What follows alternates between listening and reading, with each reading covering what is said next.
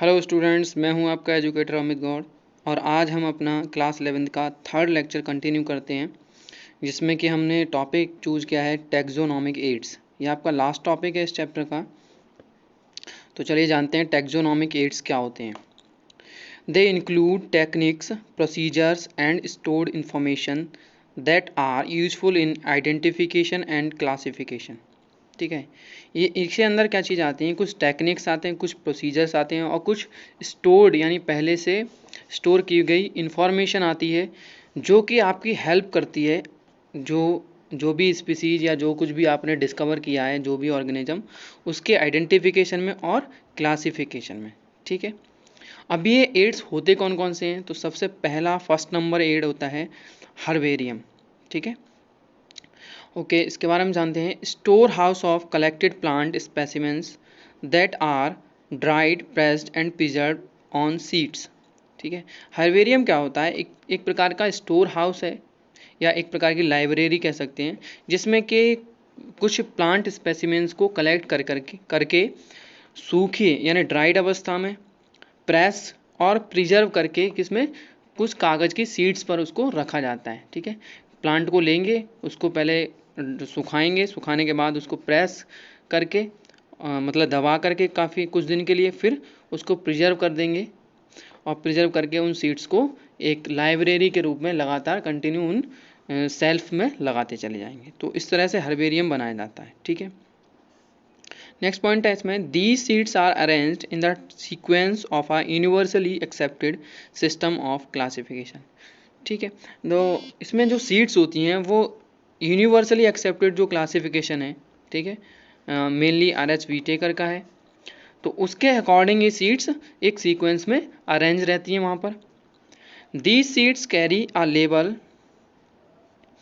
On the right hand side at lower corner which provide information about. ठीक है, इन seeds पर right hand side पर, lower corner पर right hand side पर कुछ इन्फॉर्मेशन लिखी हुई होती है।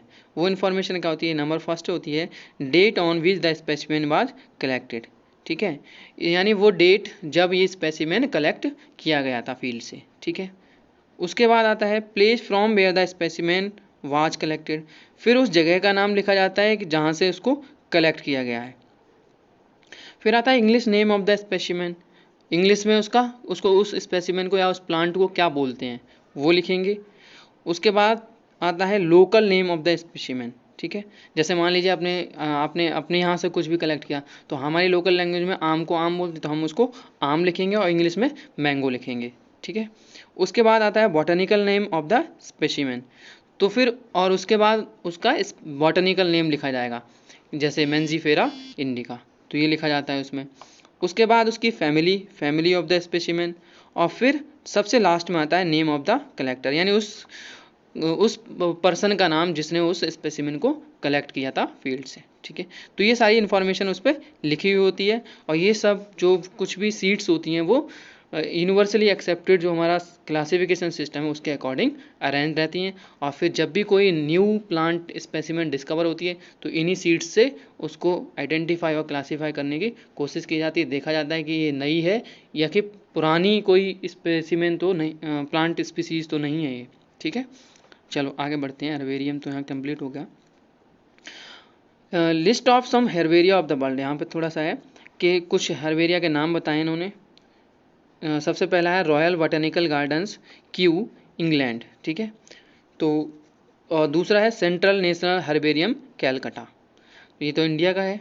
ओके, ये यहाँ पर देख लीजिए आप किस तरह की सीट होती है, वो यहाँ दिखाया हुआ है आपको सीट के बारे में। ये इस तरह की सीट होती हैं, उस पर देखिए ड्राइड फॉर्म में एक प्लांट चिपकाया गया है, उसके बाद यहाँ पर इन्फॉर्मेशन लिखी हुई है, वो सारी इन्फॉर्मेशन जो हमने अभी पीछे डिस्कस की थी।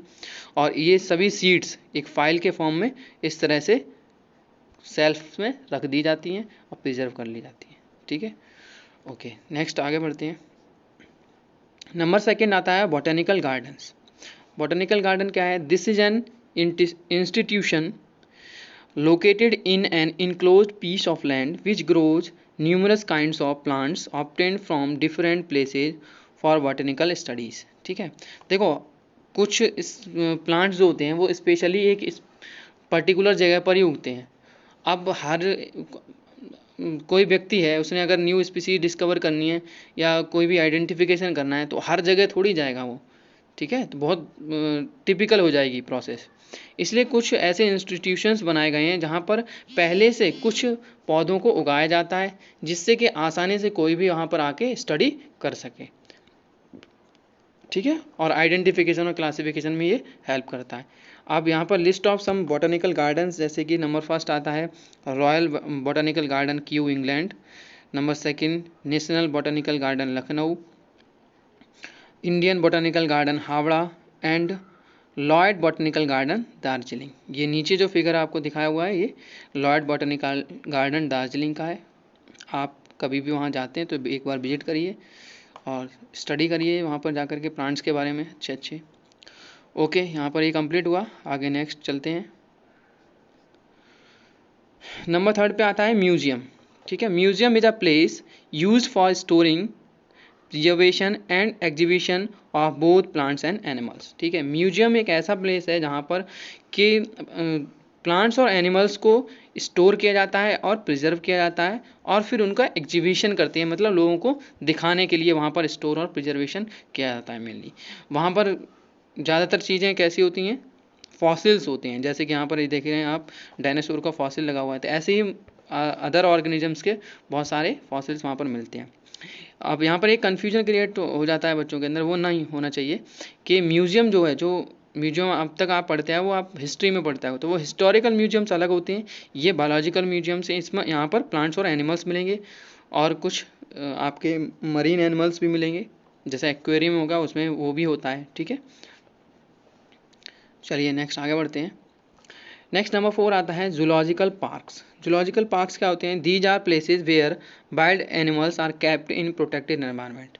बहुत ही सिंपल है, आप सब लोगों ने विजिट भी किया होगा कई बार। जू जो होता है उसी को जूलॉजिकल पार्क्स बोलते हैं, और वहाँ पर वाइल्ड एनिमल्स को रखा जाता है एक प्रोटेक्टेड एनवायरनमेंट के अंदर, और उनको उनका नेचुरल हैबिटेट भी देते हैं वहाँ पर थोड़ा सा।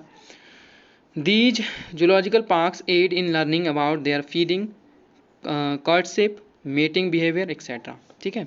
यहाँ पर आप बड़ी आसानी से जब आप किसी जू में जाएंगे तो वहाँ पर आप किस चीज़ की स्टडी कर सकते हो, वहाँ पर आप उन अलग अलग प्रकार के एनिमल्स की फीडिंग बिहेवियर को, यानी वो किस तरह से अपना भोजन लेते हैं, कैसे वो सारा कुछ डाइजेशन, ये सब आप वहाँ पर स्टडी कर सकते हो। उसके बाद आता है कॉर्टशिप, यानी आपसी उनका रिलेशनशिप कैसा है, जो भी एनिमल्स हैं वो आपस में कैसे संबंध हैं उनके, वो सारा आप स्टडी कर सकते हो। दूसरा आता है मेटिंग बिहेवियर, यानी रिप्रोडक्शन की जो प्रोसेस है वो किस तरह से उनमें होती है, कौन कितने टाइम पीरियड में स्टार्ट होता है रिप्रोडक्शन, कितने टाइम पीरियड में कंप्लीट होता है, ये सारा कुछ आप वहाँ पर जाकर के बड़ी आसानी से स्टडी कर सकते हो। जंगल में जाना किसी खतरे से खाली नहीं होता, तो फिर वहाँ के लिए तो बहुत ज़्यादा सिक्योरिटी की ज़रूरत पड़ती है, लेकिन यहाँ पर बड़ी आसानी से आप इन सब चीज़ों को जान सकते हो। नेक्स्ट अगला आता है the first zoological parks was London zoological park which was established in 1828 and opened for public in 1847। बहुत ही इंपॉर्टेंट टॉपिक या इंपॉर्टेंट पॉइंट कहें। सबसे पहला जूलॉजिकल पार्क जो बना था वो लंदन जूलॉजिकल पार्क था। कब बना? 1828 में, और इसको ओपन कब किया गया था पब्लिक के लिए? 1847 में, ठीक है। ओके फाइन, नेक्स्ट आगे बढ़ते हैं। There are over 300 zoological parks in India. बहुत ही इंपॉर्टेंट, कितने हैं इंडिया में? 300 से भी ज़्यादा जूलॉजिकल पार्क्स हैं। द लार्जेस्ट जू इन इंडिया इज, बहुत ही इम्पोर्टेंट, एक तरह से कंपटीशन की दृष्टि से भी बहुत अच्छा क्वेश्चन है ये। द लार्जेस्ट जू in India is Alipur zoological garden Kolkata, ठीक है। तो यहाँ पर आप समझ गए जूलॉजिकल पार्क्स क्या होते हैं किस तरह से। ये नीचे आपको फिगर भी दिखाया हुआ है एक, ठीक है। ओके आगे बढ़ते हैं। नेक्स्ट और लास्ट जो पॉइंट है वो आता है की क्या होता है? Key can be defined as a printed or computer aided device used by biologist for identification of unknown organism such as plants and animals, ठीक है। की क्या है? एक प्रिंटेड या कंप्यूटर एडेड डिवाइस होती है, या तो प्रिंटेड होंगी या फिर कंप्यूटर में ही फीडेड होंगी, और उनका इस्तेमाल बायोलॉजिस्ट आइडेंटिफिकेशन के लिए करते हैं। किनका? अननोन ऑर्गेनिजम्स का। कोई न्यू ऑर्गेनिज्म अगर या स्पीसीज डिस्कवर हुई है तो उसको आइडेंटिफाई करने के लिए वो इसका इस्तेमाल करते हैं। आगे पढ़ते हैं, नेक्स्ट पॉइंट क्या लिखा हुआ है, the key offers a series of questions. बहुत ही इंपॉर्टेंट चीज़ यहाँ पर समझिए, की क्या है, आपको एक सीरीज ऑफ क्वेश्चंस देती है। की के अंदर एक क्वेश्चंस की पूरी सीरीज होगी in a step by manner में। A successful use of biological key helps in determining kingdom, phylum, class, order, family, genus, species. ठीक है, इस सब के बारे में वहाँ पर पूरे अलग अलग तरह के क्वेश्चंस लिखे होंगे, किंगडम के बारे में अलग, फाइलम के बारे में। तो जो उस स्पीसीज से या उस ऑर्गेनिज्म से रिलेट कर रहा होगा उस पर आपको टिक करते जाना है या उसको मार्क करते जाना है, और उसके अकॉर्डिंग एंड में जो कंक्लूजन निकल के आएगा वही आपका आइडेंटिफिकेशन और क्लासिफिकेशन बन जाएगा एक तरह से। ठीक है, तो इस तरह से की आपका इसमें हेल्प करता है। Okay fine, this is completed. Now in next class we will take another chapter second, biological classification. तो तब तक आप इसको एक बार रिवाइज करें अच्छे से, और अगला चैप्टर समझने के लिए आपको इसको रिवाइज करना बहुत ज़रूरी है। और एक और चीज़, आप एनसीईआरटी के पीछे इस चैप्टर के लास्ट में जो एनसीईआरटी के क्वेश्चन दिए हैं वो आप ज़रूर लगाइए। एक बार ये नोट्स कंप्लीट कीजिए, कंप्लीट करने के बाद उनको लगाइए, बेहतर तरीके से आप अंडरस्टैंड कर पाएंगे। और अगला चैप्टर बिल्कुल एक दूसरे से जुड़ा हुआ है। ठीक है, तो ओके, टेक केयर।